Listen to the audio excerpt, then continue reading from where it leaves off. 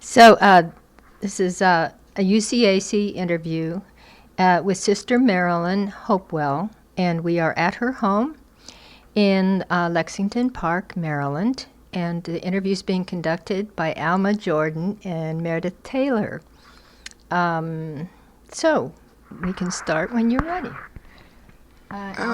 Shall I begin from my early childhood? I think Alma has a few questions for you Okay. Very good. Your name and My name. Yes, Miss Sister Marilyn, please tell us your full name. My full name is Sister Marilyn Agnes Hopewell. Okay. And, Agnes Hopewell was my original name before I became a nun.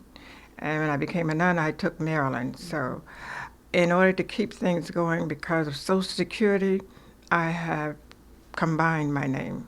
So if you ever see my car, you'll notice I have S-M-A-H. And everyone keeps asking me, why do I have ham spelled backwards on my car? But I hadn't realized that. But that's my name. My name is Sister Marilyn, but I was originally Agnes Hopewell. So I have it combined as Sister Marilyn Agnes Hopewell.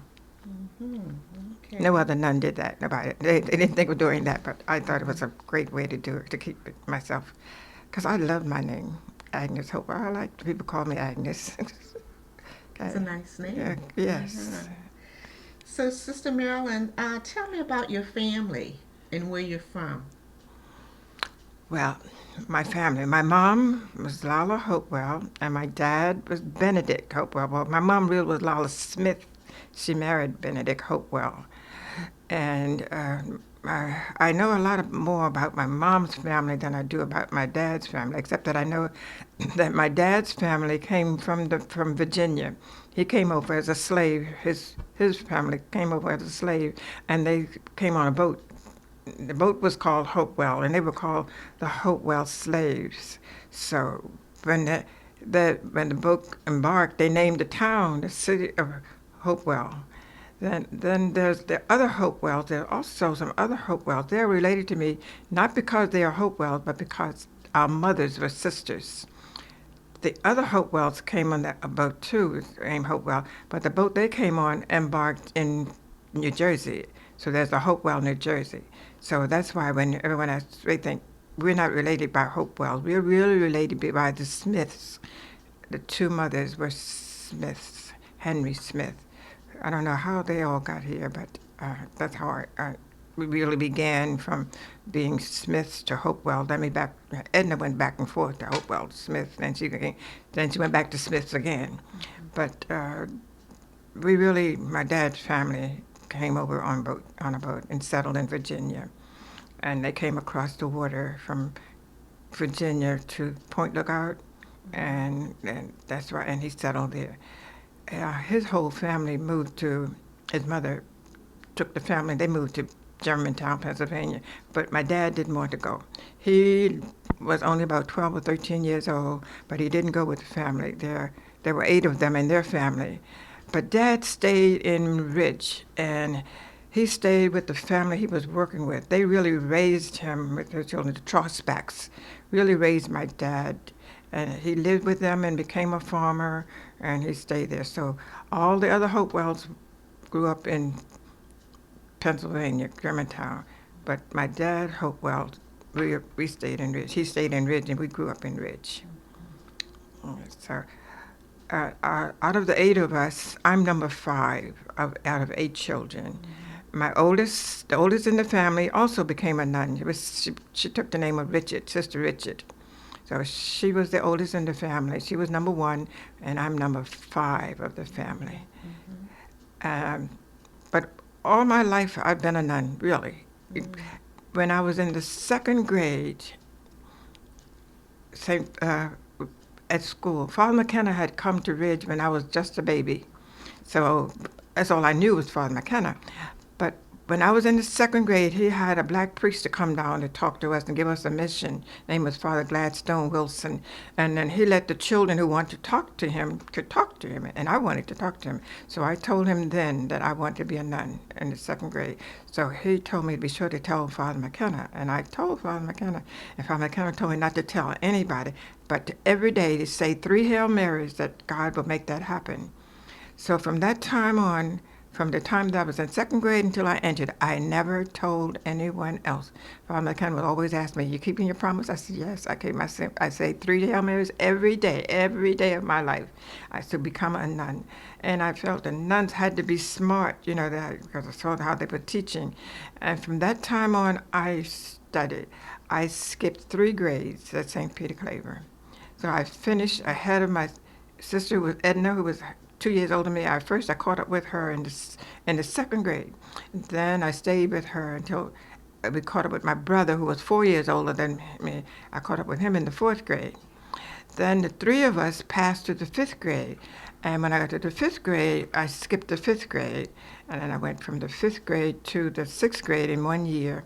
And so by the time I really skipped, we didn't have kindergarten, but we had what we call pre-primer. So I skipped the pre-primer and the second grade and the fifth grade at St. Peter Claver. But all my life, every year, I got the highest average. Every year, from the kindergarten all the way through. And even when I skipped, I kept my study skills and I kept on. And when I graduated from the 8th grade, since I had gotten the highest average every year, the sister saw that I got a scholarship to St. Francis. So that's how I went to St. Francis on a scholarship, because of the way I like to study. And I was doing that because I wanted to be a nun. And I said, nuns have to be smart. So I went from there to St. Francis. And when I went to St. Francis, my brother said, down here you just have little dumb children, but when you go to St. Francis, you have children coming from all over. So you have to really be smart to be good at St. Francis. And I was just determined. So when I went to St. Francis, I used to study and study. And I got the highest average in math for 2 years at St. Francis Academy. I graduated as fifth of my class. And every year I got a scholarship or a prize for something, because I knew that I wanted to be a nun. And it was all while I was at St. Francis. They used to have a group of girls who wanted to be nuns. They would meet with the secretary, the sister, on Sundays, but I would never meet, because if I met with them, then they would know that I wanted to be a nun. So I would never. They kept asking me, they kept saying, "You got to come to the meetings." But I would never, the whole 4 years I was at St. Francis, I would never go to that meeting. And I feel if there was anything that she was saying that I need to know, I felt I would find out when I became a nun. I said, but I would not go to that meeting, because when you went to the meeting, everybody said, well, those are girls going to be nuns. And I didn't want anybody to say that. So I never went there. But all while I was at St. Francis, that was still on my mind. No one knew that but my one sister, Edna. Edna was 2 years older than me, and although I skipped and passed her, everybody thought we were twins. Mm. For a while, they thought I was older than she, but she knew it wasn't, and everybody else knew. But Edna knew. Edna was the only one who knew that I wanted to be a nun. And so all while I was at St. Francis, I kept it secret, and I graduated in June, and I entered the convent in October. Mm-hmm. And when I entered, it was... I kept in my mind that I wanted to be the best teacher ever. I just knew what I wanted to do. And while I was in the novitiate, I found a book was called The Fervent Novice. And I read that book. The book was telling you about what this young girl who had wanted to be a nun and how she became a nun, and how she kept her focus, and how she was such a wonderful person. It was just the ideal book of what I wanted. So the whole time I was an Oblate, every year that I taught, I was determined to be the best teacher. Whatever school I went to, everybody knew I was going to be the best. They would all wait for me to decorate my classroom. Then all the nuns would come and sit in my classroom and get my ideas. But my whole time as a nun was because of what I learned about that fervent novice. The fervent novice kept her posture. She knew how to sit. She knew how to walk. She knew how to talk. She knew how to be with the children. The fervent novice was an ideal. It was just so ideal that it's been my whole life. That book that I learned, the first month that I was there in the Oblate, that book was like given to me by God, and I read it from beginning to end, and all my life that was what I wanted to be. Every school that I went to as an oblate, I got every prize. If they said who was the best teacher, I got it. I got the prize every time. And I've been an oblate for 67 years. But the whole time as an oblate, the Mother Superior, they all thought that I was so, even the sisters, they all thought I was so different. But I was different because of what I read and what I wanted to be, what I saw. I had this old saying that would say, they would ask me my name. I say, my name is Marilyn, the name that means grace and charm and dignity and all that makes life beautiful and pleasant. And they would say, where'd you get that from? I made it up because that was what I wanted to be. Everybody wanted to be like Sister. It was like all over the country. Everybody wanted to be like Sister Marilyn. Why do you want to be like Sister Marilyn? Because we like the way you do. But they used to follow me around wherever. The Mother Superior, she just thought I was ideal. I did all the chanting. I was the one who led the office. I was the one she needed somebody to go to another mission. She would change me from this mission to another mission. I was like everything for her. And that was the way it was with all the sisters, because I just kept that on my mind. And if you would ask the children, wherever, who is the best, they would say Sister Marilyn. No matter where. I taught in South Carolina, North Carolina, Baltimore, Washington, Chicago, Buffalo, North and South Carolina. I taught all over. But wherever I taught, I was determined that I was going to be the best teacher that every child had. And if a child said that I wasn't the best teacher, something happened, something was wrong, because I knew how I wanted to treat the children. I knew how children wanted to be treated, and that was the way I did. So my life has been so beautiful. I've had a wonderful life. And when I was a junior, we call them junior nuns, when you before you make final vows, I was at St. Augustine in Washington. And it was there that I really began working with blacks. Although the Oblates were black sisters, they didn't understand about the black movement, but I did. I knew what the black movement was about, and I would follow the black movement. Every time there was a march, I marched, but the other Oblates did not.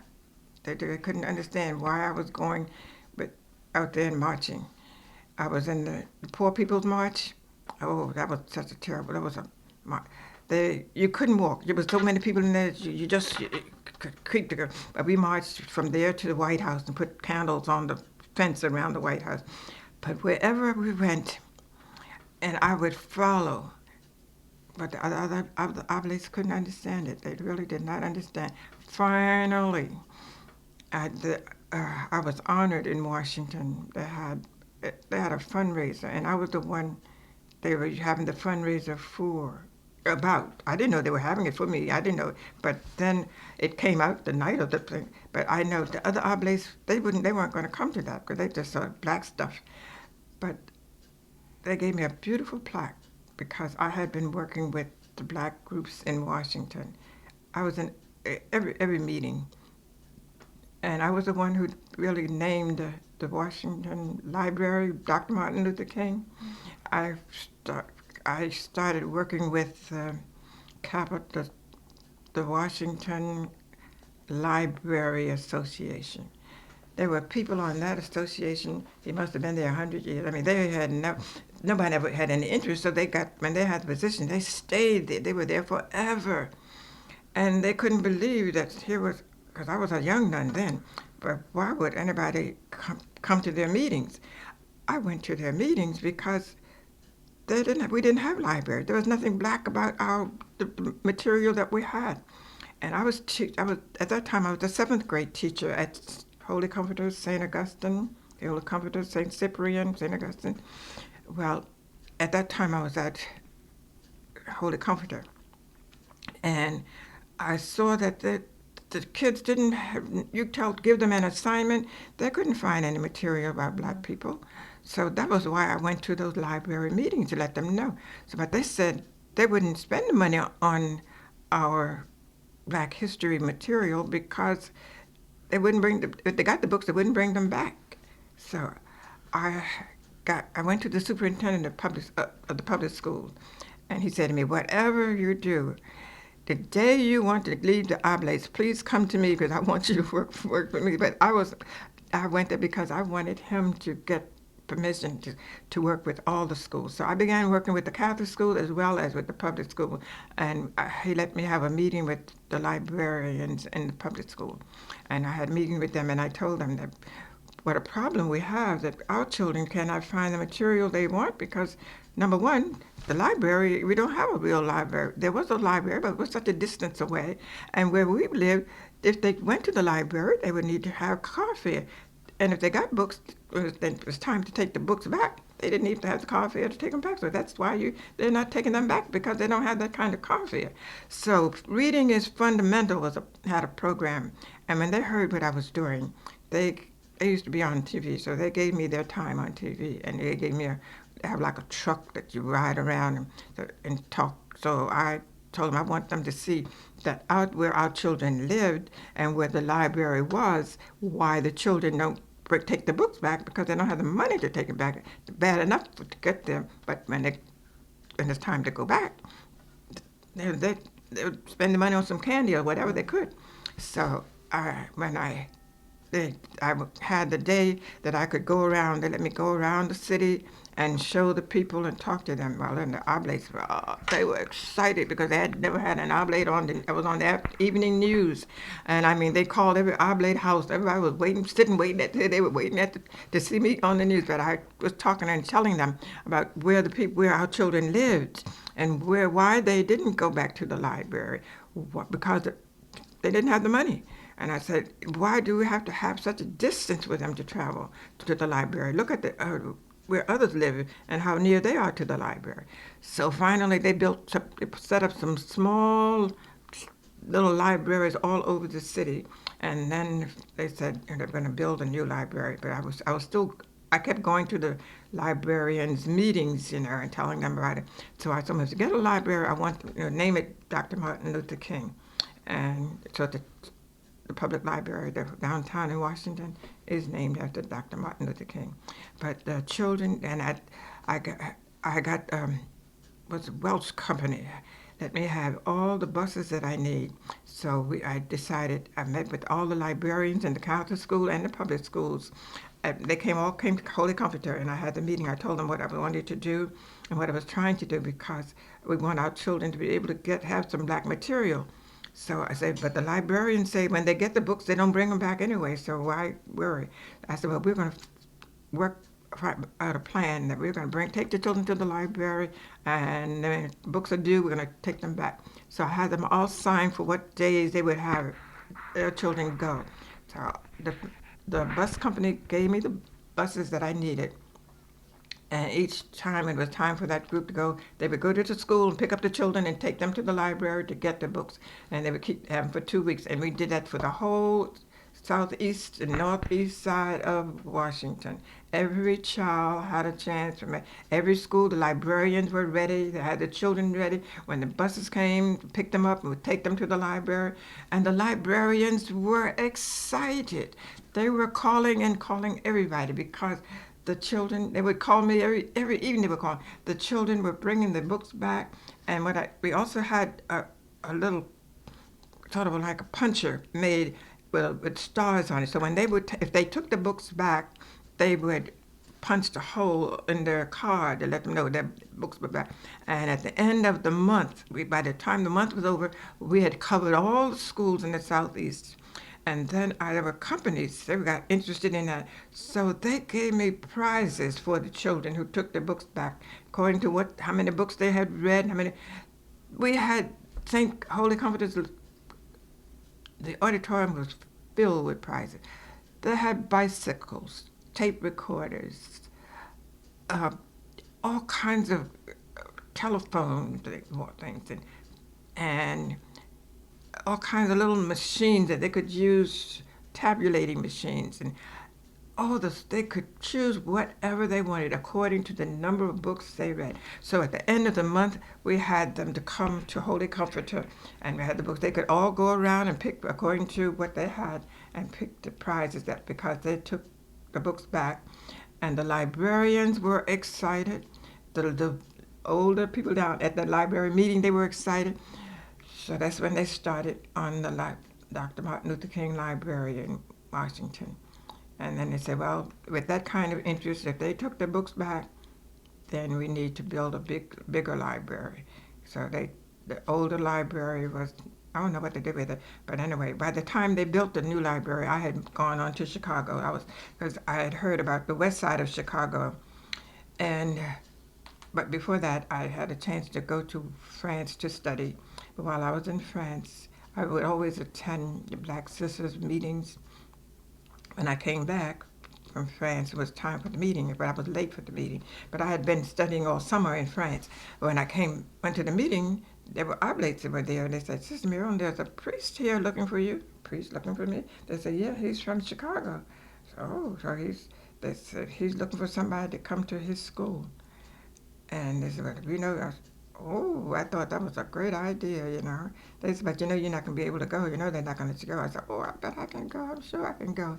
So I just kept saying I didn't want him to see me because I don't know if you knew Father Clarence Rivers. You didn't know him. He was a black priest who started out singing black music in church. Father Clarence Joseph Rivers, so anyway, he was giving a workshop, and I went to the workshop, but he knew me. As soon as I walked in the room, he yelled out, Sister Marilyn Hopewell. Well, then the man whom I didn't want to know me was there.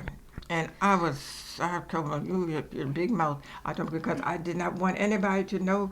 I had too many people that I was going to work with, and I said, I can't go to them all, but I did want to go to that one who called. He wanted me first anyway. After the meeting, I couldn't hide because everybody then knew that I was that nun who was Sister Marilyn Hopewell, that someone had come from Chicago looking for.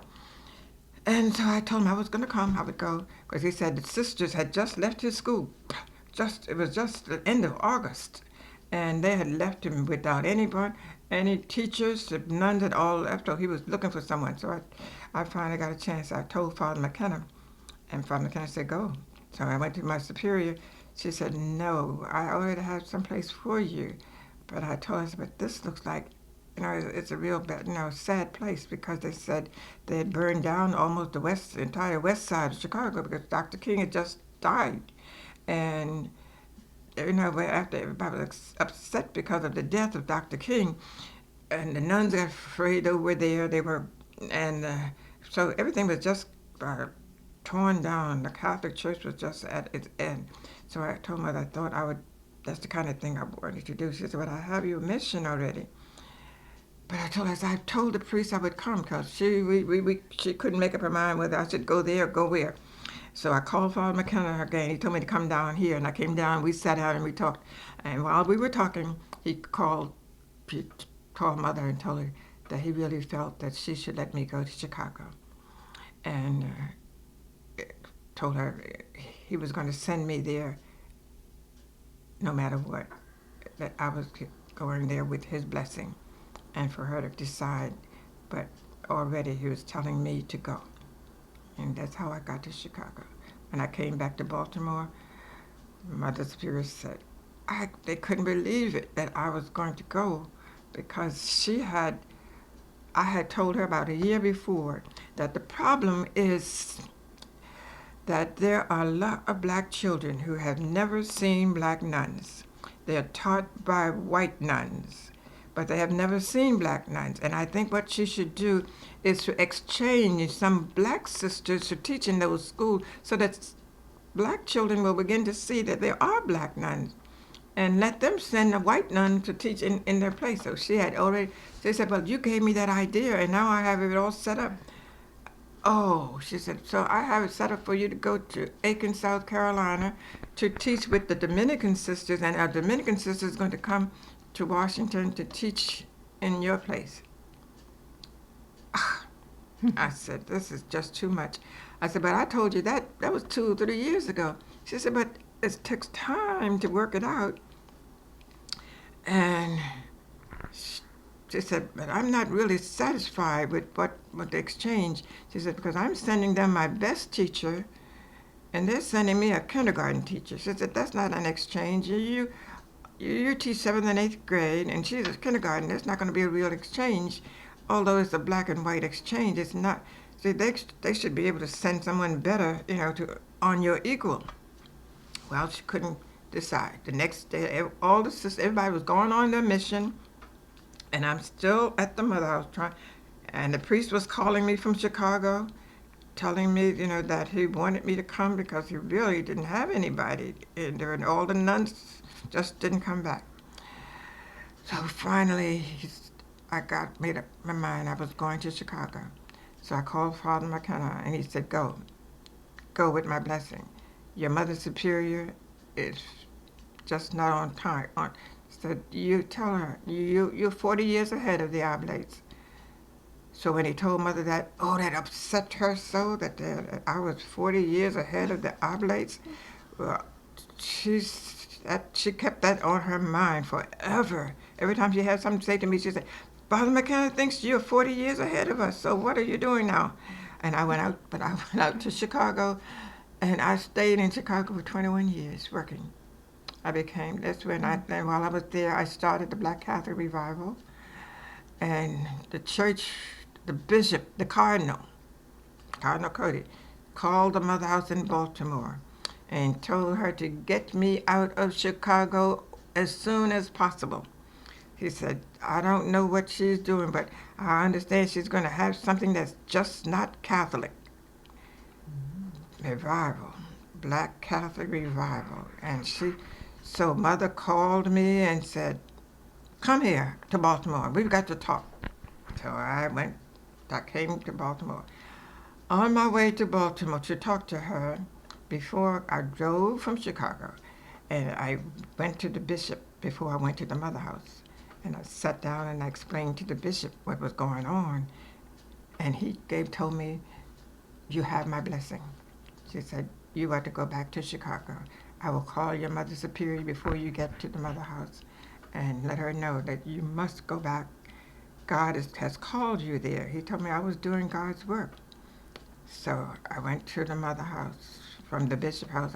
When I got to the mother house, the Mother Superior said, you're going back, you're going back, you're going back. That's what she said to me. She said, the bishop just called me. He said what he was going to do. He called her and told her to send me back to Chicago. She said,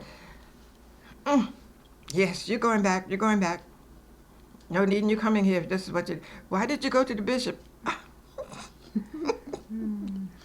I was so happy. I don't know what. No matter what she said, it didn't bother me because I kept saying, "Oh gosh, I can go back," because it was the west side of Chicago. It was the worst part of the whole United States. If you've never been to any place, it was so.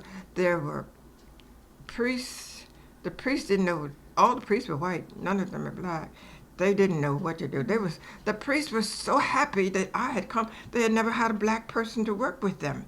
So they put me in charge of I was like the coordinator for the whole, it was 9 churches, so they would meet with me every third Monday, and I would give them ideas of what we need to do, and we'd meet together and have a monthly mass this year, because the churches were immense, but they're not, the number of black Catholics were not that many. So they go to church, the whole big church, and then the little people sitting there, so then some of them rope off the church's pews and whatever. But the priest was so happy.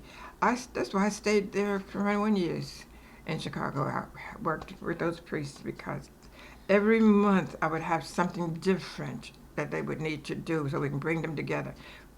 Then we got them to start black choirs in their churches. So, it was just simply wonderful.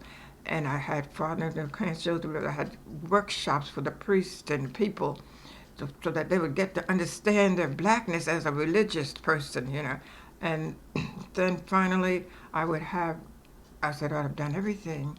But a lot of the churches in the West Side were named after the Blessed Mother. So I would have like a parade from one church to the other. We would say the rosary, meet at one church, then we'd go to the next church. We'd go to all the different churches that were named after the Blessed Mother and Jesus. And we would say the rosary. Then we'd have a big session at the end of the day. We did everything possible. So after I've done all that, the people started coming to church. People started, then we started having mass. Well, next month it was going to be at this church, and everybody go there. So they began to see the church filled because they hadn't seen a full church. Then we started having mass at other different churches. 1 month it's going to be at this church, and then it go so that all over the other Sundays they were at their own parishes. At least once a month or so, they would see their church could be filled with people, and then that's when I started the Black Catholic Revival. And then when that bishop and the Cardinal Cody called Baltimore and told Mother, that black nun you sent here, what she is doing is just turning this whole Catholic church. This is not Catholic. It's not Catholic. So he told, and the priest, when we would have the meeting, the priest would come to me and say, Sister Marilyn, Cardinal Cody is on you. He said you're not doing Catholic things. Because see, I would go. All my life, I would go to Catholic church, and I'd direct all the masses at church. And as soon as mass was over at the Catholic church, I'd go down the street to the Protestant church. I was going because I wanted to see what they were doing. How could they keep all these people coming to their churches? And one Baptist minister was also on the school board, and he had more people in his choir than we had in the whole church. So I said, and so he would keep coming. Every time I'd go to his church, and he'd see me coming, here come our Catholic nun. We're going to make a Protestant out of her yet. I said, oh, don't let the Cardinal hear this. Because I said, no, you don't know I'm coming because I'm coming here to find out what you all are doing to keep the people here. So we had the first Black Catholic revival. You heard of revival? Have you been to one? Mm-hmm. Well, I told her it was the first one. 1974, November 1974, we had it. Father Jim Good was the preacher. He was so good. The people we met, sometimes they wouldn't go home at night till 11, 12 o'clock. He was just so good. So we had the Black Catholic Revival, and then when the Cardinal heard about it, the very same week that we had planned it, the Pope himself had said, what the church needs now is a revival. Well, my pastor was the editor of the Chicago Catholic paper. And he said, whatever the Pope said, he printed it all in the Catholic. He said, he's going to see this, but the Pope is saying that it needs a revival. So the Cardinal in Chicago, Cardinal Cody, changed. He decided he was going to have a workshop. And he called for me to come to meet with him. So I would work with the black people. He would want them to attend the workshops. And on the front of the Catholic paper was Cardinal Cody and Sister Marilyn. Well, Mother got the Catholic Standard in Baltimore. She called me and said, what's going on out there? He's telling me to get you out here, and now he has you on the front page of the... What's going on? She said he called and told me that he wanted you out of the city. But I said, well, I'm having the Black Revival. So from that time on, Cardinal Cody even came. He came. From that time on, everything he did was Sister Marilyn Hopewell. Sister Marilyn Hopewell. But people said, well, he figured if he couldn't change you, he was going to join you. That was at the time they had the first deacons. It was ordaining the first deacons. And so the deacons they were all coming to my church. Everybody was coming to my church. They couldn't believe it, what has happened in that little church, that all of a sudden people from all over would come to our little church. But the whole west side began to change totally because the priests then felt they had somebody to work with them. And so Cardinal Cody was already blessing them because he saw that they were beginning to, because some of them were getting so upset because if you don't have somebody to work with you, and our people are something else, you can't always move them. And if you don't know how to preach to them, you're just going to lose them. So I told me I had to learn how to preach. So when I had the first revival, one night I had that minister who had a huge choir, and he was also on the school board. So gave him one night, and the priest said, "But what are you going to have a Protestant preacher come to a revival for?" They said, "Why? Why are you having it for one night?" I said, "You'll see." So I told him, I said, "You'll see." That bishop, his name was Bishop somebody, when he came to the revival and brought his choir, we had to put the people all out because the choir was immense, and they sang, he preached. So I told them when we had the next meeting, they said, "Marilyn, we see what you did. We see what you did." And so then they began to understand. I said, "I'm going to," they said, "but they told us you go to their church." I said, "I do go to their church, but I'm not thinking about becoming a Protestant. I'm going there to learn from them, to see what they are doing and then do the same to keep our churches open." So that's how it began. And now there are revivals all over the country and out of the country now. They're even in, yes, some of them going out of the country. But that was what got me to stay so long in Chicago. They kept saying, "When are you coming back east?" But then I would come home in the summertime when I had vacation. I'd always come back to Ridge. I would never take a vacation. We could always first they say you could have a week, then they say you could have 15 days. But when it was time for vacation, I never took a vacation. I always spent my vacation in Ridge, helping the priests there. I would go down and do everything to get, because the people, when they closed the school, I took the people. And the people weren't, you go to church, there's nobody in the church, you know. So I started visiting homes. I knew where everybody lived. I knew where they lived. I don't know now, but I knew then. And I would go to there every week. I had, okay, this week I'm going down to Scotland. This week I'm going to Dameron. Next week I'm going down to Wynn. This week I'm going to Beachville. Each week I had different, and I would go to all those people's home and invite them to church. When the Archbishop O'Boyle heard what I was doing, he gave us a bus. So I had Mr. Gant, and then was Mr. Murphy Hewlett. Did you know him? Yeah, he used to drive the school bus for a while. I don't know if you Murphy Hewlett, you knew Robert Bennett? Mm-hmm. Yeah, he was Robert Bennett's first best friend. Well, they used to drive the bus on Sundays and go and pick them up, because Cardinal O'Boyle gave us the bus. Mm. Uh-huh. So while I was doing all of that, I don't know, my pastor he was just so thrilled with what I was doing. I don't know, he was at a meeting and he was talking about me. The Christian brothers were at this meeting and they didn't know who I was, because the Christian brothers used to have a school on the west side, but after they burned down all the buildings, they built their school out in the western suburbs.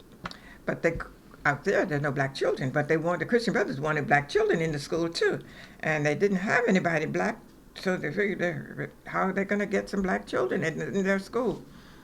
Anyway, the Christian brothers heard him talking about me, and I was at the mother house at that time because I had to come home for the retreat, and when I went back to Chicago after my retreat, I had a note to call Brother Alfred Marshall, and I thought, I don't know the Christian brothers.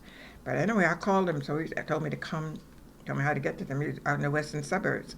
So I went out to see him, and that's when he told me, he said, "I don't want your pastor to know." He said, "I heard him talking about you, and I need somebody like you in my school so I can get some black children to come here." And so I said, "Well, I was surprised he won't be mine." He said, "But don't let him know it. I'm not trying to take you away from him, but if you just come out here one day a week or so and just walk through the buildings, I'll pay you for coming out." And because that will help to bring the boys to the school. It's an all-boys school. He said, "But we used to be on the west side, and we used to have black students, but now that we had to move out here, we don't have any black students." So he said, "Well, I'll tell you, we'll pay you for coming." So I decided I would, because I don't know about coming, just to come out to walk through the corridors to be paid. I said, I don't think I could do that. So he said, "Well, teach one subject, at least to get you here." So and I went back and I told my pastor, and he said, "He's right. If he doesn't get a black teacher, she's not going to get any black students." And that was the very year that Isaiah Thomas, have you heard of Isaiah Thomas?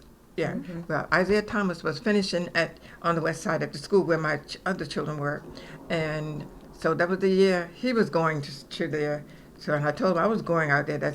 We both went to St. Joseph's at the same time. So they started out with one. Then before the year was over, we had about 19. Then we just kept, whenever we'd have open house and the parents would come and see a black person on the faculty, because they would always have me, when they have open house, they always had me to be the one to welcome. They want to make sure everybody saw I was there, black. And then, then the black students started coming, and by the time Isaiah graduated, we had over 100 and some black students. And by the time that's why I stayed as long as I could, because I taught there for 15 of those 21 years I was in Chicago. So I taught there, and then the black students really came. So I went out there last summer just to see how they were doing since I left. And now they have a couple of, I think it's two black ladies. They come and they don't stay. They don't say, but so I talked to them and said, please, stay, because you need it. There aren't that many Catholic schools. Wherever you have one, keep it and let them go. So they said they were going to stay. So that's how they started getting their black students at there. Because Isaiah was one of the first ones. So he was such a terrific basketball player that all the black boys came there. All black boys who came thought they were going to be another Isaiah. They can't be Isaiah was just a talented guy. But lots of them have become famous because they came there, and they are on good teams. When they finish St. Joseph, they get scholarships to high schools, and they're playing on their teams. And several of them have gone to other schools and colleges because of their interest at St. Joseph as basketball players.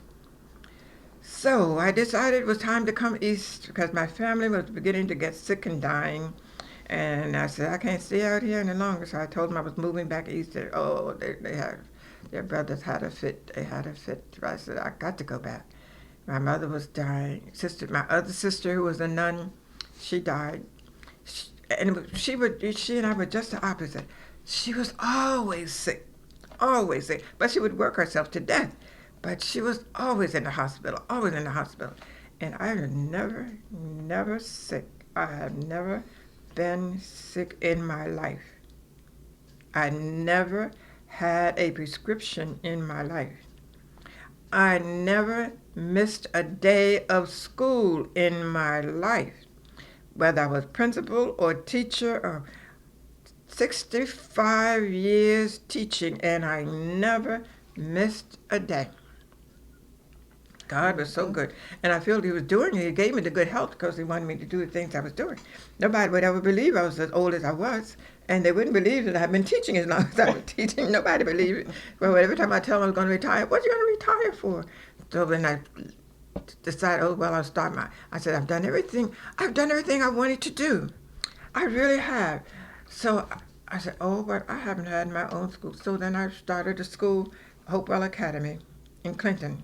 So for 10 years, when I came back from Chicago, I had my own school in Chicago, in Clinton. And till I said, I'm closing this now and I'm going to retire, but no matter what you all say, so I finally decided to close it. And when I saw they were building this place, I saw the news. The Archdiocese is building in Lexington Park. I got in my car and drove down there, and they just had little those things on the ground. They hadn't even started it. So I signed up on the first, one of the first one. They said, you're among the first. We're trying to get a list of people, but you're among the first. So that's how I got here. And when I saw it was finished, then I closed my school and came down. And this, I know I answered all your questions, but I was probably not. But anyway, I've had such a wonderful life. Now, every time they want somebody, they would choose. I was chosen to go to Africa. I worked for the community organization that was right across the street from the convent. And the Pope was going to Chicago to bless them. They had a little building that they built for the martyrs of Uganda. And they wanted someone to go to represent them. So they sent me to go, and they gave me enough money to stay as long as you want. So I stayed 2 months. They gave me all the money that I needed. I didn't have to pay anything. They did everything. All I had to do was go and get my my own, the things that you have to do personally, like that. But they did everything to me. So how I got it, but they paid every penny, everything. So I went out to. I've been all over Africa because of them. They gave me the money to do whatever. Not only that, I went to also to the island of Patmos, where St. John wrote the Book of Revelation.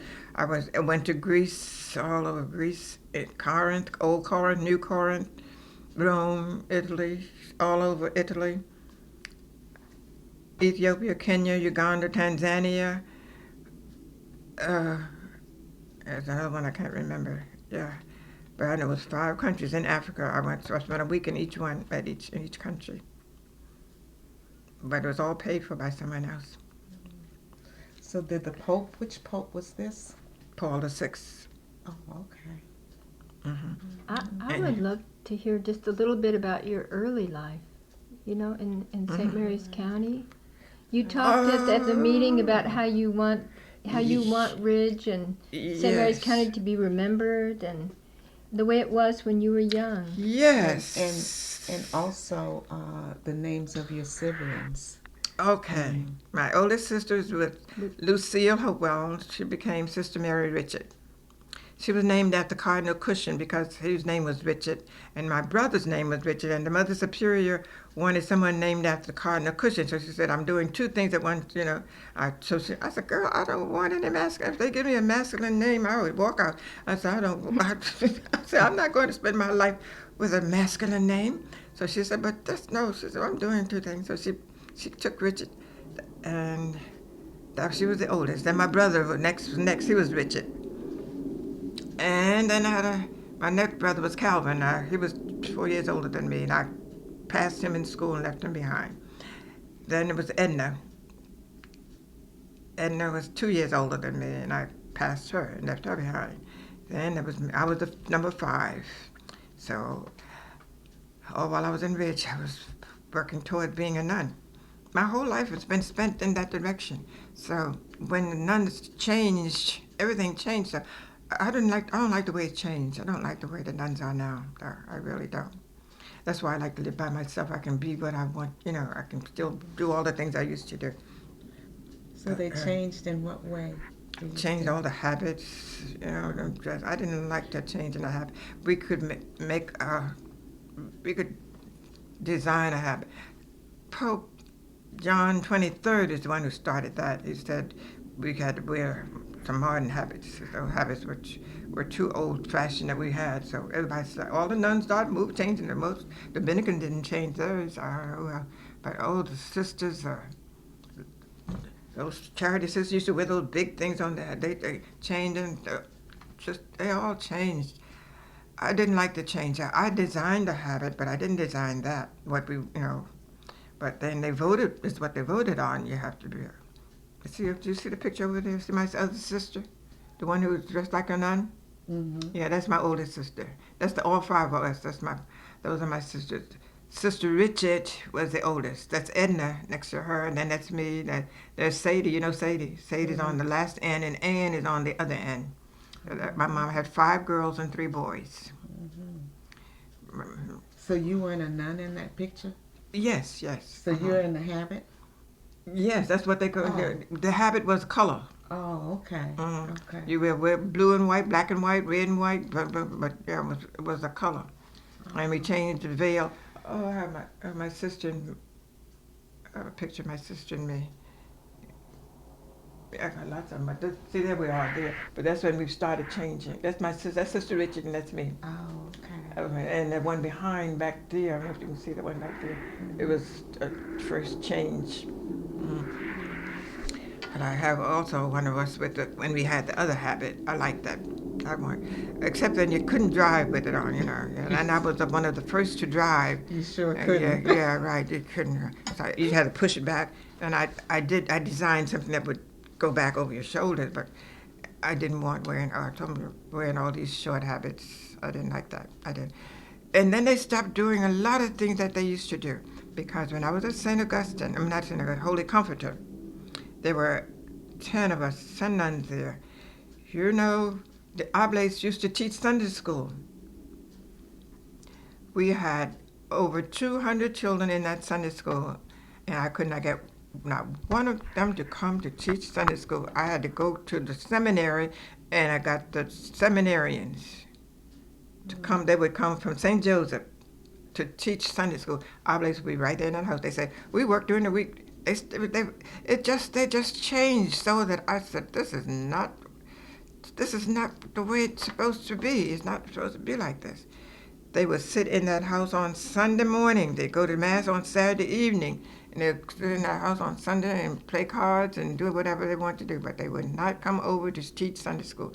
So all Bishop called, did you know Bishop Fisher? Bishop Fisher, you never knew the black bishop? Carl Fisher? Really? He died young. He was a Josephite. But his sister entered Oblate. His sister is the superior general now of the Oblates. What's her name? Alicia, I can't think of her name right now. Can't think of her name. Oh, Sister Fisher. Her last name is Fisher, but I can't think of her real first name.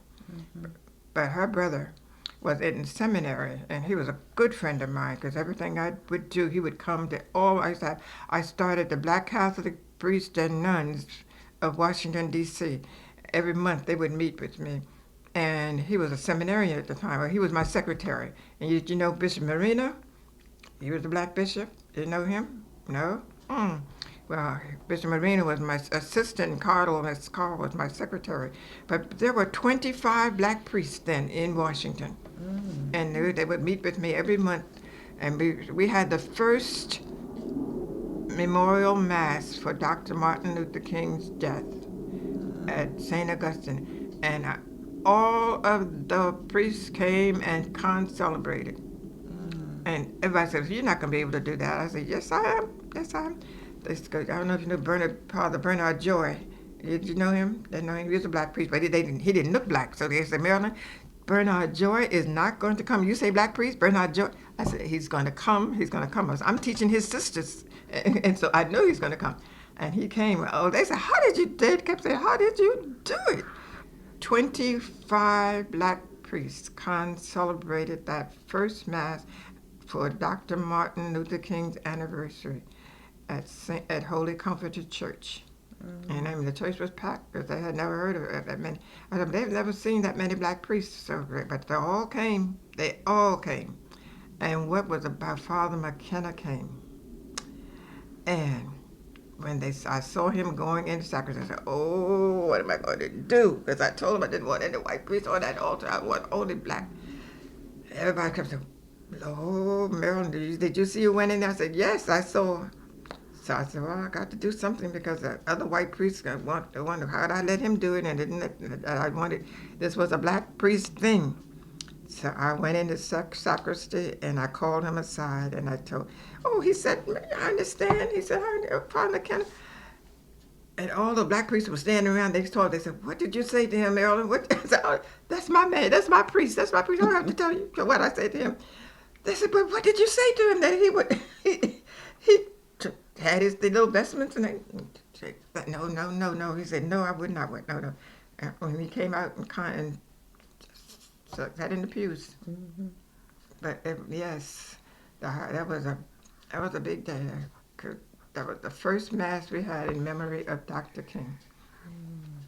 Then I have my other sister. Sadie is 2 years younger than me, and she's the one, but her children are still unlike my children now. That's Sadie's children. See that picture? That her son drew that picture of her. He does that kind of drawing. Yeah. Joshua does that kind of drawing. That's Sadie, and that's her children. That's her family. Just before she died. Yes. So Anne is the only one left, and she's been sick all her life. There's Anne and Sister Richard and Edna. The three of them were sick all their lives. So Anne, she's just came back home because she's been in a care center for about 3 months. She's just back home now. Where does Anne live? Anne lives in Michigan. Anne raised her family in Michigan, but her husband was in the service, so wherever he moved, she moved with the family. His last place was in Michigan, and that was the last place. So she just stayed there, and she raised them in Michigan. But Sadie's children are everywhere here in Lexington Park and Waldorf, and that's between Waldorf and Lexington Park. All Sadie's children here. Mm-hmm. So those are all my mom's grandchildren. So Sister Richard didn't have any children, and Edna didn't have any children. I didn't have any children. Calvin didn't have any children. Richard had I think he had 2 boys, 3 girls, and 1 girl, and that's it. Mm-hmm.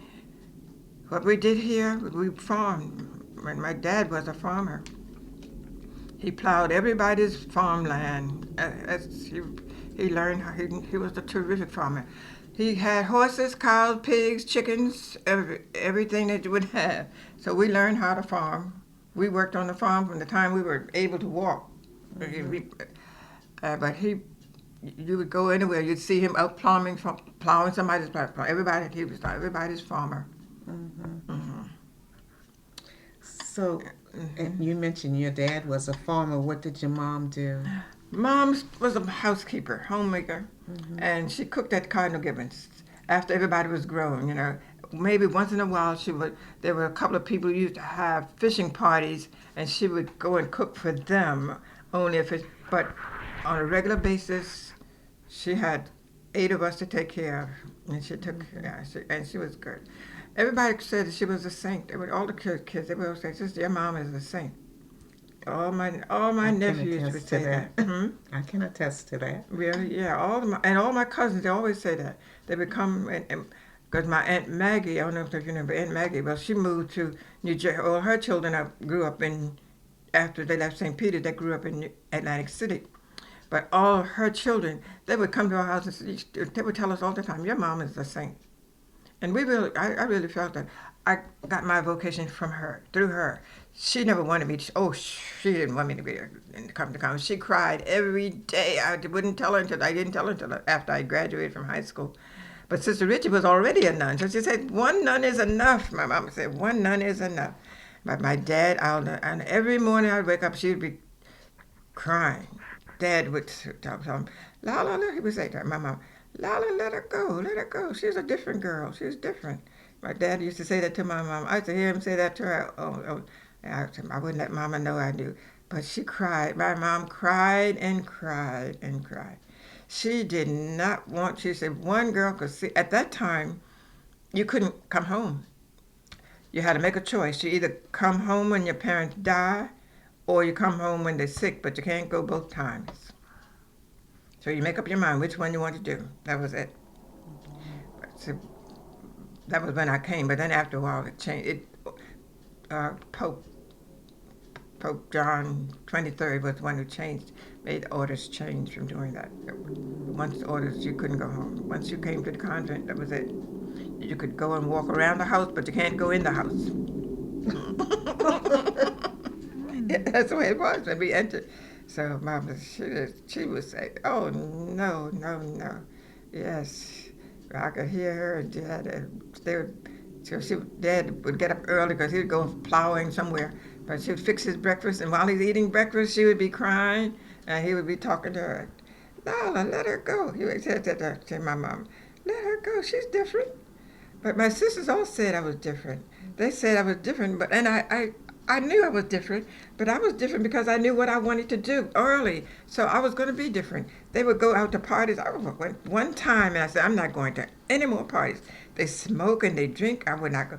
Mama said, when I was in high school, I would come home, Edna, Sadie, and Edna and Sadie getting ready. I would go and get in the bed and cover my head. And they would call me, "Agnes, you ready? You ready?" And they come knocking on my door. "Agnes, you ready?" I would be in bed with my head covered. So they knew I would not go to any parties. I wouldn't go to parties. It was just a lot of things that I would not do. And when I would come home from school, I would go sit down and study, do my work, that's why I skipped so many grades, because the grades were together. Your first and second, third and fourth, they were together. So when I was in the first grade, I did the second grade work. When I was in third grade, I did the fourth grade. I did both work. Then when I went to fifth and sixth grade, and I only had 3 teachers. My first grade teacher was kindergarten first, well, they didn't call it kindergarten, they called it primer. Pre-primer, first and second. Sister Maurice, she skipped me from the, it's supposed to have been 4 years in that classroom, but she skipped me. I skipped the pre-primer, the primer, and caught up with Edna in the first grade. And then I went to the third and fourth grade. I had Sister Magdalene, and I skipped the third grade and went to the fourth grade. Then she didn't come back the next year, and the sister who came down couldn't control the kids. So Father McKenna said they had to take her away and bring Sister Magdalene back. So he brought that other nun back up to the mother house, and they found Sister Magdalene, brought Sister Magdalene back to Ridge. So Sister Magdalene was my third, fourth, fifth, and sixth grade. So she skipped me in both grades. She skipped me in the fourth grade. She skipped me in the fifth grade. And then I had seventh and eighth grade in Mother Berkman, and I stayed in those 2 grades. But that's how I skipped from everyone. So my other sister, they said I was smart, but I was smart because of not smart, but I was smart because of what I wanted to do. I knew what I wanted to do, and I just studied, did all my work. I did my work, and I would do their work. So I did first grade work, second grade work. I did all the work from every grade, but I just didn't stay in every grade. And then when I went to St. Francis, I did the same thing. But yeah, Sadie always said, "Girl, you're so different." They say it all the time. Every time they say, "You're different." But I was different because I wanted to be different. Because I knew they didn't know what they wanted to be. I knew what I wanted to be, and I said, so yeah, my brothers. They always thought I was gonna be different. They are Richard and Calvin, my brother Calvin, because I worked during the summer when I'd come home. I would work at the base, on the base, and Calvin used to drive. He would never take any money from me because Ed and I were both working on the base. He would never take. He told me, "Don't let Edna know," because he would never take any money from me for gas, never.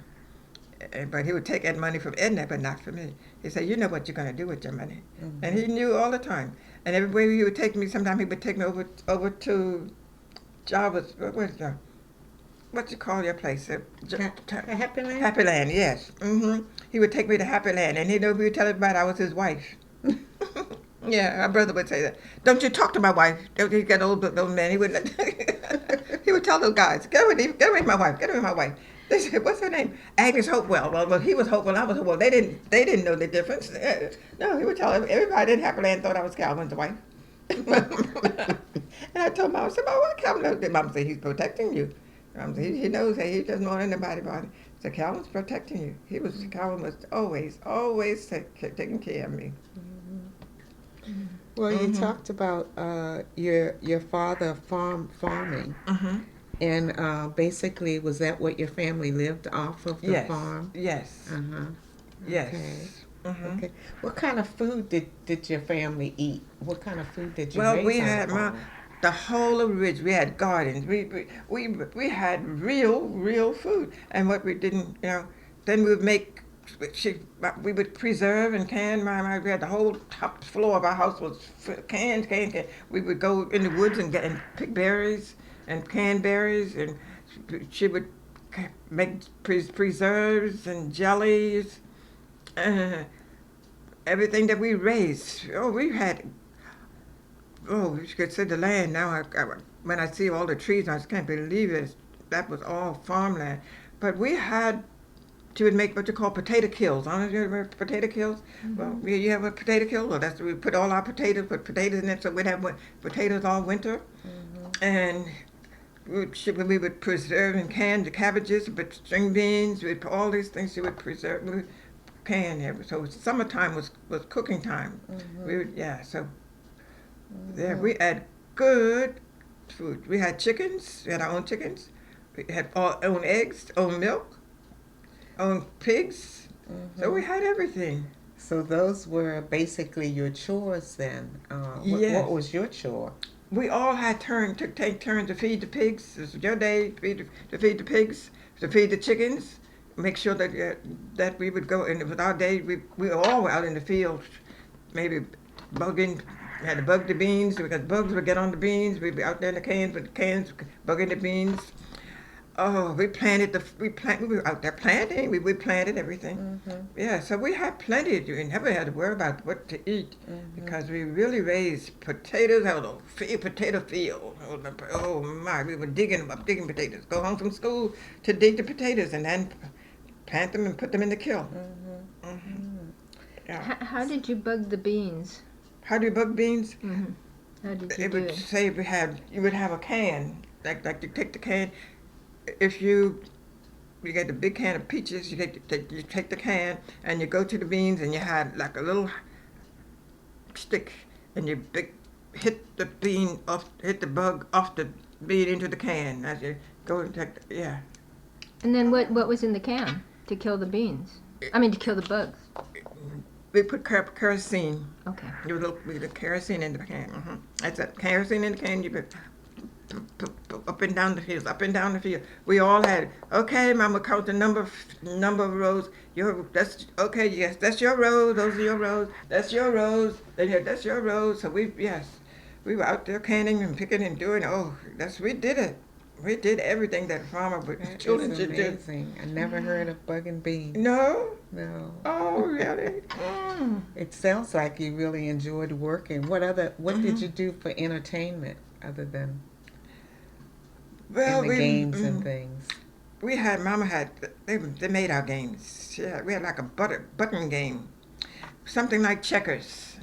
But we had black button and white button, and we would play this game. But she would take the tops off of shoe boxes, and she would draw the lines, and make and we would have so we would, whoever, it's like you played it like you played checkers, and you had, so one would have the white checker, one had the black checkers, and you would push just like you do the checkers and skip over that one, and whoever got to the opposite side was the winner. Then we played cards. Yeah, we knew how to play. We used to play cards, and I never liked to play cards, but they did. And play with our dolls. I never played with my dolls. I kept all my dolls. When I came to the convent, I gave them away. But I had lots of dolls. So they would play with their dolls and break them up, but I didn't play with my dolls. My dolls never got broken because I didn't play with them. I just dressed them up and set them down. But they played with their dolls. Then the next thing you know, the doll didn't have any legs, dog didn't have an arm, But my dolls were, they said, what you going to do with your dolls when you go to the convent? I said, y'all can have them. Oh my, that was all they wanted to hear. Yeah, then we jumped rope. We played hopscotch outside. We played, yeah. Oh, we had a lot of games that our parents had taught us. London Bridge falling down. We had Oh, okay. And it sounds like you got along really well with your brothers and sisters. Yes, because they want me to do their homework. Oh, I did their homework. Oh my. Agnes, they go out and play ball, and they out there jumping rope, and I do my homework. Then I would see, because we all had their books. I open their books, I do their homework. They come in. Agnes, you finished our homework? I would do their homework. They do. Did they get disciplined for not doing their own homework? They never knew. Oh, Nobody knew but us. I mean, they weren't going to tell anybody they did their homework. They knew I did it, and they would do it. I said, then I make them go over it, read it, see what I did, see if that's right. That's right. Yes.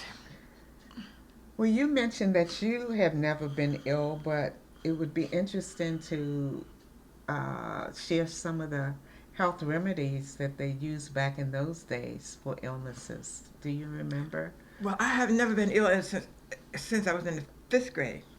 When I was in the 5th grade, I don't know what it was, but I had some kind of a sickness that was a fever that I would peel skin all over. I peeled all over, but I've never been sick since then. I don't know what it was, but I was sick a whole summer,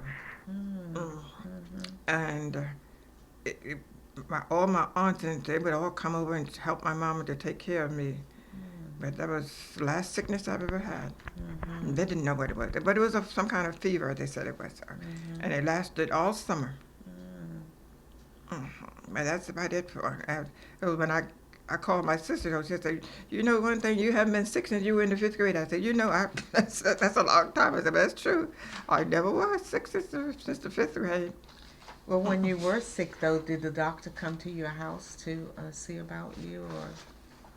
or Dr. anything? Bean did, yes. Mhm, So Dr. Bean came once, and he told them what to do. mhm. But Dr. King, I don't know if you know, but Dr. King came only a couple of times. But Dr. Bean is the one who really told them just what to do to get help to break the fever, and that was about it. Mhm. Hmm.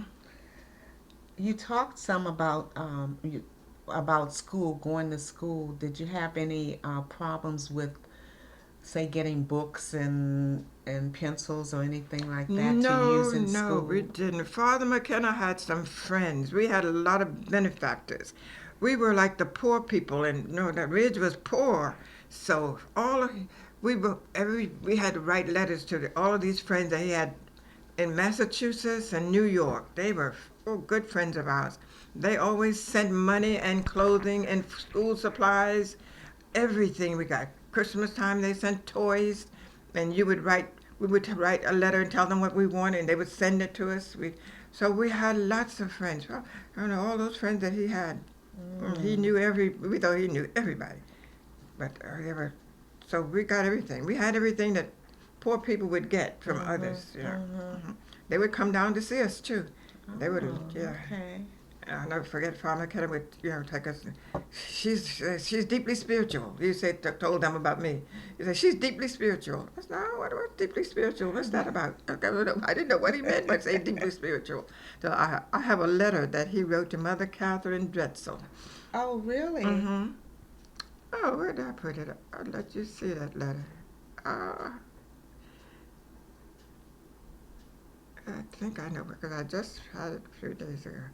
Yes, he wrote to Mother Catherine Drexel and told her Sister Richard entered the convent and her deeply spiritual sister Agnes is going to the academy. We wrote that in. Father, yeah, who was the little priest used to be in Richard. He found the letter and Father gave me a copy. Rob or Oh, the one who's at Hilltop, at Hillcrest now. Father Damien. Oh, Yeah, Oh, Father Damien. Yeah, he for asked me, he goodness said, sake. were you Lucille or Agnes? I said, I'm Agnes. Sister Richie was Lucille. He said, because I have a letter that Father McKenna wrote to Mother Catherine about Lucille and Agnes. And Lucille was entering the convent, and Agnes, a deeply spiritual little sister, is going to the academy. So Father, he gave me that. He made a copy of it. Yeah. Oh my goodness. That's why I don't know why he always said that, deeply spiritual. That's Father McKenna's words. And I said, I don't know where he got that from, but every single day I would go to the church. The church burned down when I was in the second grade, but it was Right. rebuilt when I was in the sixth grade, fifth, sixth grade. But I would go to the church every day. We had to go across So the did you, yard oh, to you lived pray. close to the The church? church was at the Okay. school, and I was in school.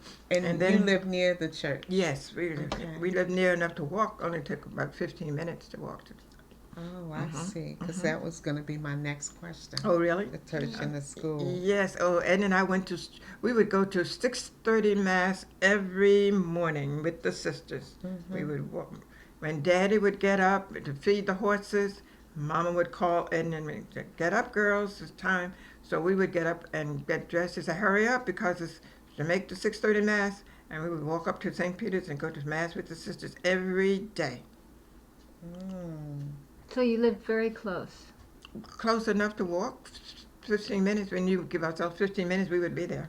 Did you live in Ridge or? Ridge. Okay. Yeah, Okay. we lived closer than just about anybody. I think, yeah, Oh, right okay. across the woods. Because when we would be home, we could hear the children play at recess time. So we could hear it when you.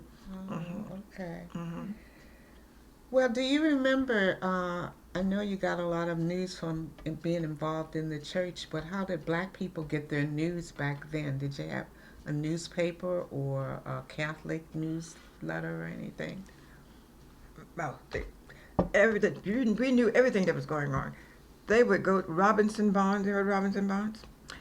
My daddy used to come home with all kind of news. He would go to Robinson Bonds all the time.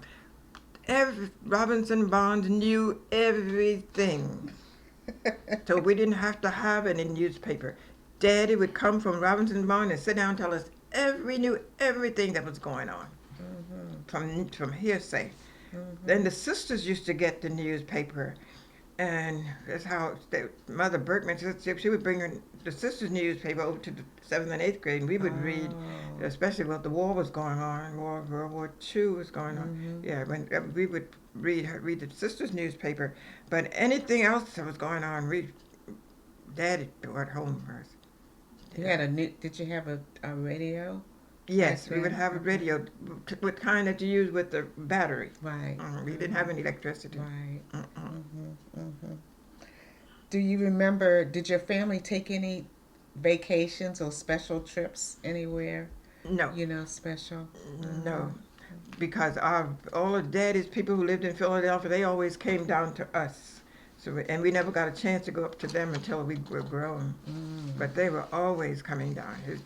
But Daddy would never go up there, so they would come down to see him. But he had all of his sisters and brothers, our aunts and uncles. Yeah. How did you feel about life in St. Mary's County back in those days? I mean, did you feel like you'd missed something? Yes. Or? That's why I went to St. Francis. Because Mr. Pitts was at Cardinal Gibbons. Oh, he kept begging me to come to Cardinal Gibbons. He said, it's just people like you that we need here in this school.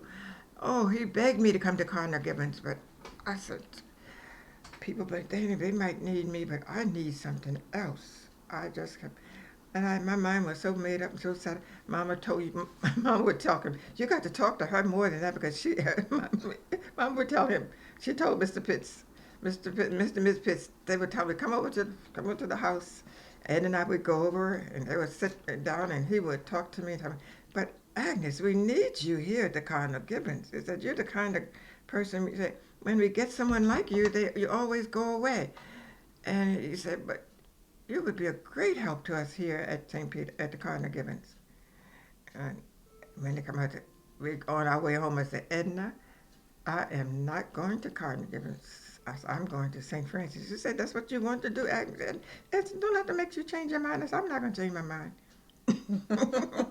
She went there. She went to Cardinal Gibbons. Yes, all my sisters, they all went. Except Sister Richard didn't go. Sister Richard went to St. Francis too. Oh, okay. But I didn't know she was going to become a nun. I didn't know until she became a nun. So did she get a scholarship to Cardinal To Gibbons? St. Francis? Yes. St. Francis? Yes.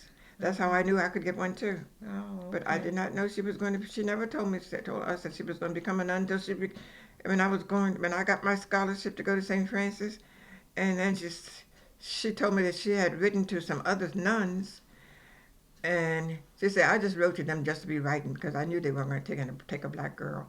But she wrote, that's what she told me. She told me that. But it wasn't until the last minute. Everybody said, well, my brothers had said, don't any of you all go to St. Francis. Nobody else goes to St. Francis. My brothers would say, because all they do, they go to St. Francis, they go to the convent. So Richard and Calvin used to always say, no, nobody else goes to St. Francis. So they didn't go. But no. They go to St. Francis and they go to the convent. But it wasn't, the girls who went to St. Francis who never went to the convent. yes. Oh, right. But I knew what I wanted to do. But I never knew that Sister Richard was going to become a nun. Everybody they said, you're just following her. But I wasn't following her, because I didn't know what she was going to do. She didn't talk to me about going to, a couple of times she used to say, I like the name of Sister Rosa Mister. She said, I like that name, Sister Rosa Mister. But she never, I said, well, I said, do they have a sister? She said, no, there's nobody named that. But she never said, I am going to the convent. When I was getting myself ready to go to St. Francis, she said one day, Reverend Mother told me that when you come to St. Francis, for me to come and enter the convent that day. And we did. Mama got my Uncle Tynan to drive us to Baltimore. My mother and my Aunt Maggie went with us, and they dropped me off at St. Francis, and they took her out to the mount where the mother house is now. That used to be the novitiate. And they took her to there, and she entered the convent. So while I was at St. Francis, she was in the novitiate. And she was professed when I was a junior at St. Francis. She was a professed nun. And I still didn't tell her. She didn't know I was coming. She said she knew. She said, Marilyn, you didn't have to tell us. We knew. You didn't have to. You told us that. She always said that. She said, Marilyn, she said to me, Marilyn, You didn't have, I said, I didn't tell anybody. I said, Father McKenna told me not to tell. She said, but Marilyn, we knew what you said. You just didn't act like the rest of us. I said, I don't know, didn't know that. I didn't know that. I just knew I was doing what I thought was good for me, but I didn't know that you all were just watching what I was, no, everything I was doing. She said, yes. She said, and Mama said, she said, Calvin knew. So you didn't have to tell him. Calvin knew. She said, Calvin, that's why he didn't take any money from you. So I told myself, Calvin never take any money from me. And I'm going. She said, Calvin. I said, Calvin knows what you're going to do. Calvin knows you're going to do. She knew. Mama said she knew, but she just didn't want to believe it. Said she knew. She said, Marilyn knew. And I don't know why they all said that I was different. Edna was different. Edna and I were alike. I mean, Edna and I, we did everything together. We came to church we were at church all the time. Father McKenna used to call on the two of us for everything. Everything was Edna and Agnes, Edna and Agnes, Edna and Agnes.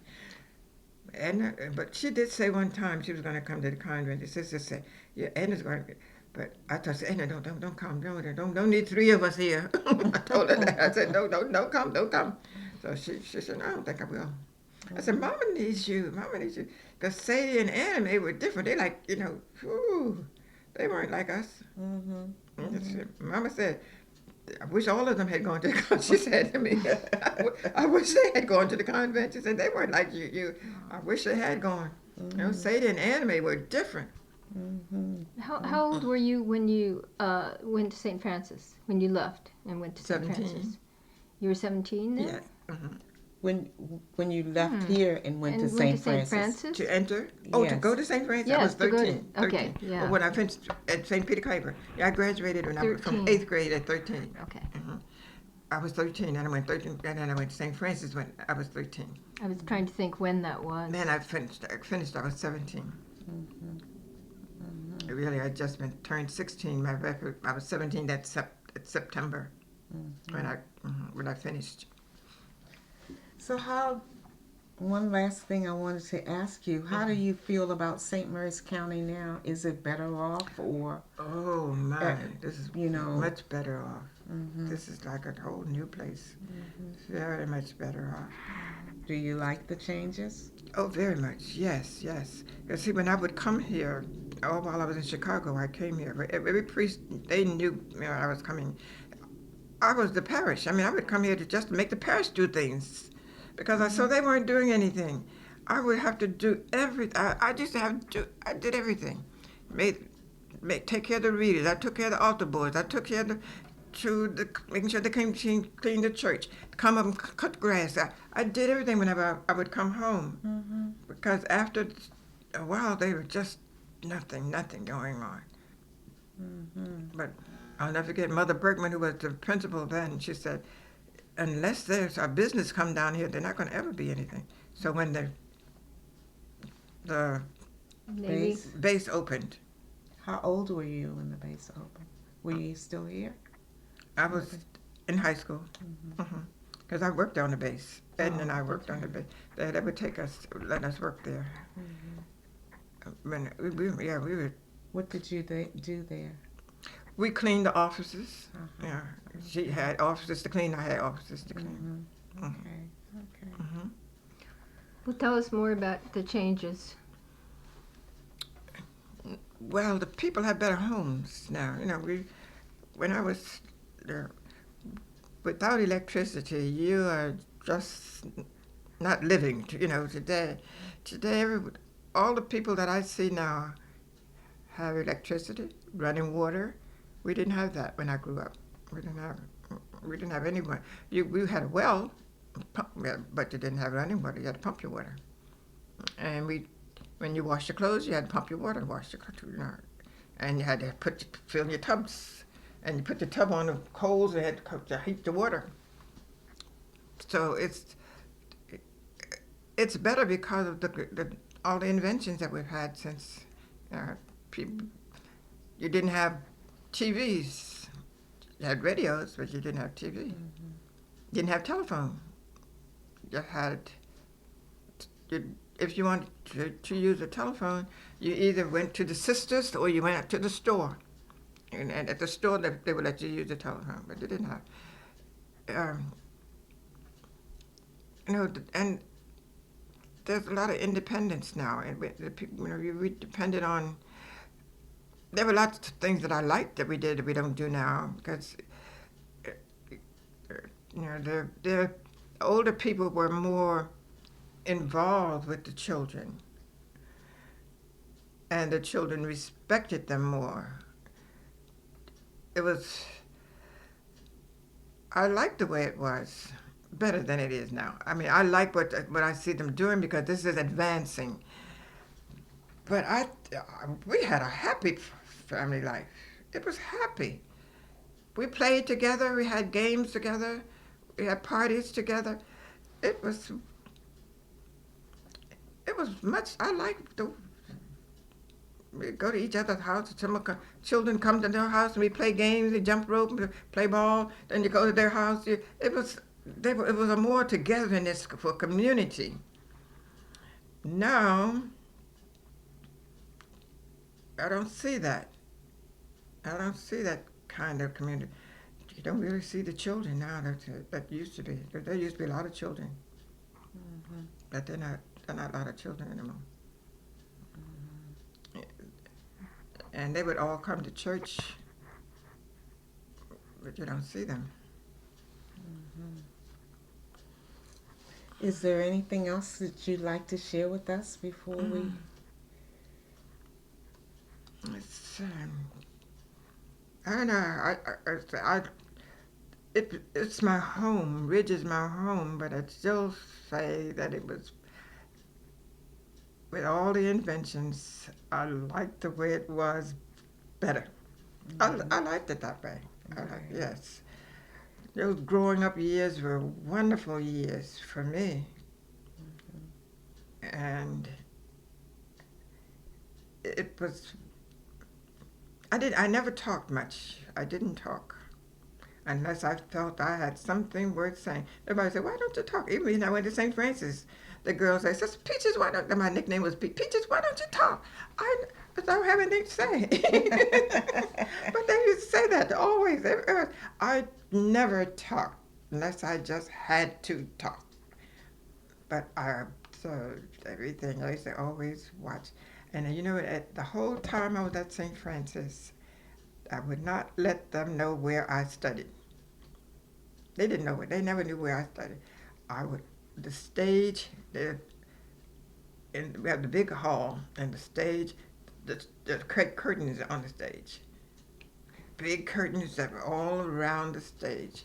I had put a desk up there. There was a window, and they didn't know, but you can't see. But there were thick blue velvet curtains all around the stage, and I had my desk behind those curtains by that window, and that's where I studied. The whole 4 years I was at St. Francis, they did not know where I studied because they like to talk too much. They talk too much, and I wanted to study. But that was where, and I did not tell anyone in 4 years. No one ever knew where. And they would ask me, Peaches, where did you go? Peaches didn't tell them. I didn't. They never knew. 4 years, and I was right behind. I could hear them coming down the stairway. I was sitting right there behind those velvet curtains at that window, doing my work, studying, memorizing, and that's how I got the highest math award for 2 straight years in geometry. I'll never forget, because if you got an A on your report card, you didn't have to take your midterm exam. But no matter what you got in geometry, Sister Liberata, I don't know if you've heard of her, but no matter what you got, you're going to take her exam. She thinks that was her basic thing. You're going to take that exam. And I said to myself, no matter what, I'm going to get. I had straight A's, but I still had to take that exam. I didn't take more. I only took 2, 3 exams the whole time I was there because I got straight A's. And when they were taking the exams, they would let me go out to the mount. I would go out to the mount with Sister Rich was out there. They would let me go out there. Or sometimes they'd let me go to Washington with the sister. If a sister going to visit, I would travel with the sister. But for geometry, I said, I'm going to. I kept saying, I don't know why I have to take this exam because I had straight A's on my report card at the time. But Sister Browder said everybody takes her exam. So I took my geometry book and I went behind that curtain, and she had given us ideas of what might be included. I went behind that curtain and I memorized every theorem, all the corollaries we had to memorize, all the words, matchings, everything as she had said, the pages that she said she was going to include in it. I memorized them. I mean, I saw them in my mind just as clear as they were in that book. And I said, if she have these on this exam paper, I'm going to get it. Do you know? God was so good. When we got the exam paper, I couldn't. I never stopped writing. I mean, it was exactly what I had memorized. Everything, the whole exam, and went up and gave her the paper. She almost fell over because nobody else was finished. I gave her the paper, and she told me I could go. And do you know, I got 99 and a half. Because I left out the word of in writing the theorem. Of. A half a point off. That was it. I'll never forget it. And the kids, in class, when she was talking about somebody got 99 and a half, everybody said, I bet Peaches was what? Bet Peaches you got. And sure enough, I had gotten it. And she wrote the of in red on my paper. So she passed the papers out so you can. They said, Peaches, you got it. We said you. But they said, how could you do that? I mean, they're the highest mark. Next mark was Sister Trinita when she was in the 80s. When I had 99, she was in the 80s and she was smart. And a couple of other people were smart, but they were 80s and 70s. They said, how did you? I said, girl, memory. Memory. That's what it is. The only way you want to get the geometry is to memorize. You have to memorize all that stuff. And I mean, I had I couldn't write fast enough to get finished with it because it was all coming into my mind. Everything, I could see it so clear in the book. I could see it just like it was in the book. It was that I got I got the award at the end of the year for the highest average in math that year. And the next year, two straight years, I got the highest average. You didn't have math in the fourth year, but your first 3 years you do. They said, how did you do it? I kept asking me, how did you do it? God did it. God did it. I don't know. I sat on that stage until I had memorized that whole book. I was pretty sure you were going to get 100. Right. She was so sure. Everybody said, and the children, all the girls said, girl, she was determined she was not going to give you 100. A half point off, 99 and a half for of, a half a point off for of. She said that changed the whole theory because I didn't put that of in there. They said, God did it. God did it. Well, I still want to just one more time about in the meeting that the committee. You said, what everybody went around and talked about what they wanted. Mm-hmm. What they wanted that museum to be, St. Peter Claver. And you said that it was home to you and that you wanted to have your part in how it was remembered. So if you have anything else to say about how you would like it, the parish or the area to be remembered, how would you like it to be remembered? I have planned a gala day for the parish. They keep asking me, when you're going to give it, when you're going to do it. I haven't decided yet when I want to do it, but I just want to honor those whom I see doing the things that really makes a difference, and anyone who's given any awards or any donations to the parish. Yeah, I would like to see it remembered as what they're doing. I want them to know. That's why for Black History Month, I had them to talk about each area of the parish last year I taught for Black History. We talked about the priest. We took a priest for each Sunday, and we talked about the priest and how they worked with us and how we worked with them. And this year we talked about the area that the people came from: Ridge, Scotland, Beachville, Dameron, Park Hall, St. James. We talked about that, and then the the families. I gave them the list of the families who were there, so that they would begin to know who. I said, because you're not living in these places now, but that's where they lived. Your relatives were living there, so I wanted them to know that. So everybody said, "Oh, that was a good idea." So yeah, I wanted them, and I told them that has to be part of the museum, and that's what we're working on now. But we made the posters, and we have that to show them. So, but at least they got the chance to hear what their relatives did, and how the priests were successful because of their own relatives. And although they have moved away, there's nobody living in Beachville. Beachville like a ghost town now, and Dameron. The people aren't, they've moved away. Ridge, Wynn, Trap, which we used to call it Trap, but now they call it Dameron. So we made the posters, and we explained to them what. So I wanted those things to be up in the museum, so they'll know where they came from and what they did. Although now they're not living there.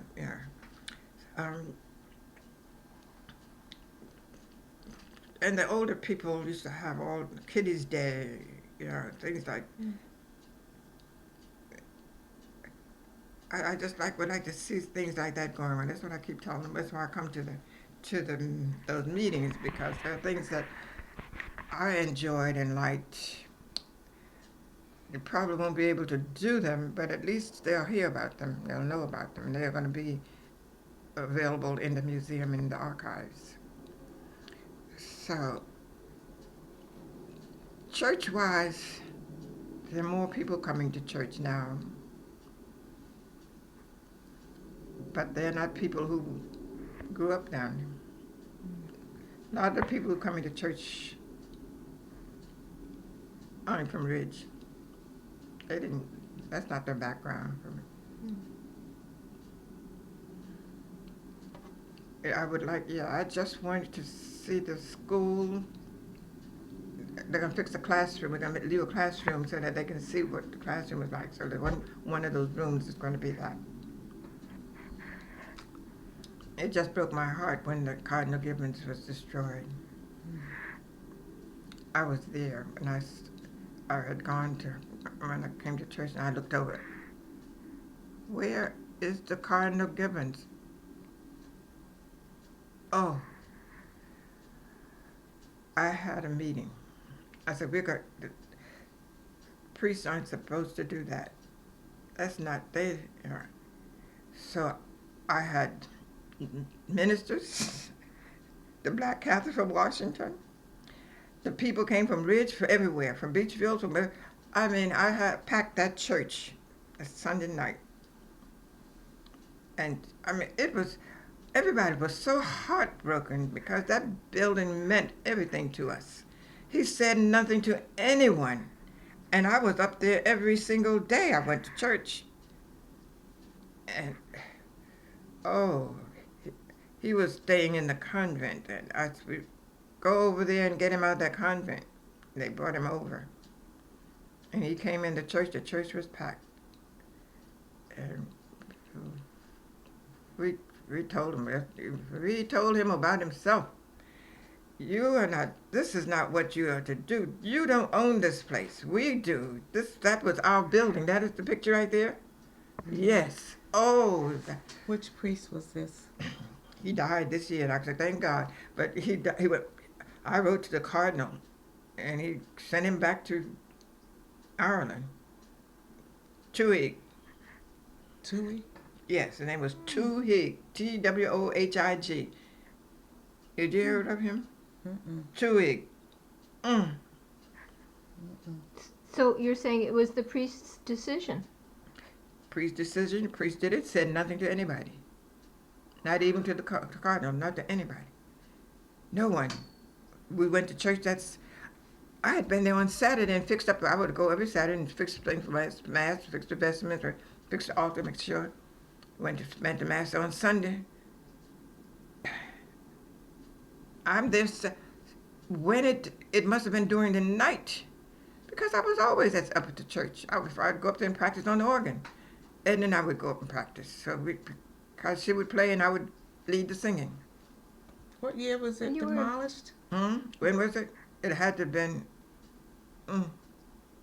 Because I graduated from there in '58. And the cardinal was given. I graduated from Cardinal. No, yeah, it was later than that. I thought it was 70. It was in It had to have been 72. Yes. Well, you were here. 72. 70. No, I graduated from Cardinal Gibbons. 55. Wasn't Yeah, it? right, yeah, right. It was 71 or 72. 71. You were here. Hmm? You were here then. Oh, I had. Yes. Or you were yes, coming down. Yes. And Oh, yes. going I back was and there. forth. I mean, I would come down and stay at least a week or two. 2 weeks. Yes, I was there. So you were there. Yes. It had to have been 70. Was that 72? Because from there I went to France to study. I had a year off to study. But I was there. The very next day I had to be in New York to take a flight to France. But we tore him up that night. That was us. This is one time we cannot respect you as a priest. We just can't. You don't do that without saying anything to people. I mean, that building meant everything to us. But how did we? But they said he had to put it down in the ground. How could they do that? They just turned it over. Turned it under. Wow. Could they do that? So we couldn't know. I mean, it had to have happened between Saturday and Sunday because I was there Saturday. How did that happen? How could you put it down in the ground?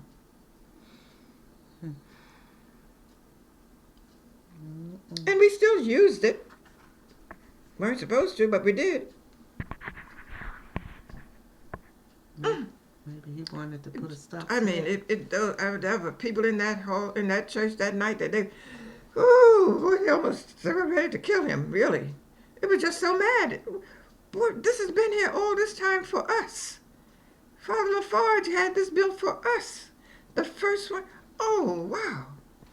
Even if it did close, we could use it in a way, or we could get someone to help us get it back on its feet again, like Father McKenna did. It had closed before. Father McKenna got it reopened. What did he have to say for himself? Couldn't say anything. Said it was expensive. Couldn't pay the taxes. People were, why didn't we know? Why couldn't pay the taxes. Couldn't fix it up. How do you know? He said, It had been closed, because I was there, I taught the last class. 67. Yeah, that's about it. Because Joyce is 10 years younger than me, so. You were there with him, Who? weren't you? Didn't you go to Cardinal Gibbons? Yeah, I graduated at 58. Oh, 58. Oh, okay. No, he wasn't there then. Yeah, But he was there when it closed in 67, because I taught the last class.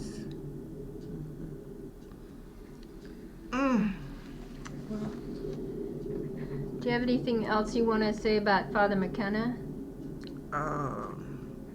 That's a whole nother story. Huh? That is. We might have to do that another day. That you need to do that forever, another day. Okay. Father McKenna was my. You must be getting tired. He was my one and only priest that I knew, that I really admired. I must have got my vocation from my mom, but I surely was imitating him, because he was doing everything for poor people. And he knew it. He knew it. Oh, Father McKenna, and I was everything to him. When I entered the convent, there was nobody like Agnes. Nobody. When I would come home, I would even after he left the region, he was at St. Aloysius. I would never come home without going stopping at St. Aloysius to see him. And he would every time he'd see, he'd kiss my hand. He never kissed. He was everything. You have a picture of him? Oh yeah, there he is. Yeah. St. Aloysius in Leonardtown? No, in Washington. Right. St. Aloysius. In the Northwest. Gonzaga. Yes, Gonzaga. Mm-hmm. Oh my, yes, he was my heart. Just to watch what he would do. I just observed him a lot. It was something about him that I just felt that was God in that man. I kept saying that to myself. No matter what anyone said, God is in him. God is there. He did so much. He never thought of himself. He would just help everybody, anybody.